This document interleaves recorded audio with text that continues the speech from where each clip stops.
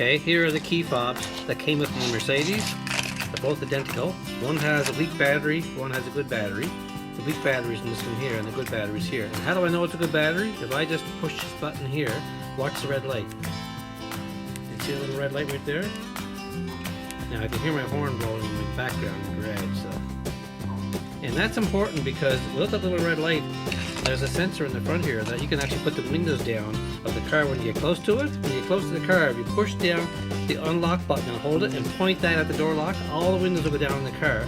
And you gotta hold it, otherwise it'll just stop where you stop. And to close them, if you hold that button down for a couple of seconds, we will actually close all the windows for you, but that little red light has to work.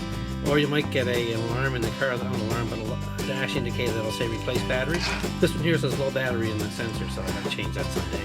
And this one here opens the trunk, so hold it for a couple of seconds and open the trunk up. This panic button, I never used it, but the dealers use it when they're trying to locate your car in the parking lot.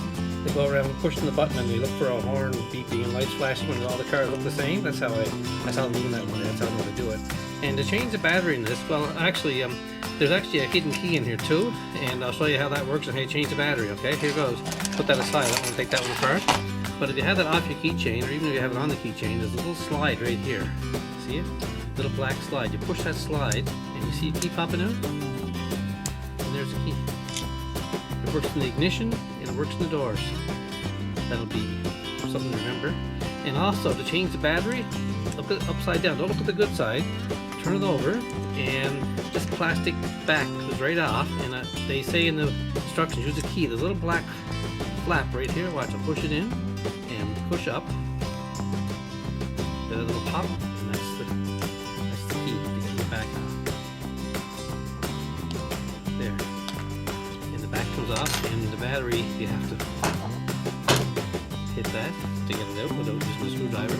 And you notice it doesn't fit in perfectly flat. You have to push it down the side like that, and when you close it, snaps over and put it back in. This is actually where the key ring goes through too. So there. Now this, if I had a new battery, it'd be ready to go. And that's all there is to it. If you're lucky, you get two when you get the car, so you don't have to buy one because it's $300 each. So if you get two and you only need one, put it away in a safe place. Thanks for watching. I hope you liked this little tutorial on the remote control key fob for the Mercedes Benz. Have a great day.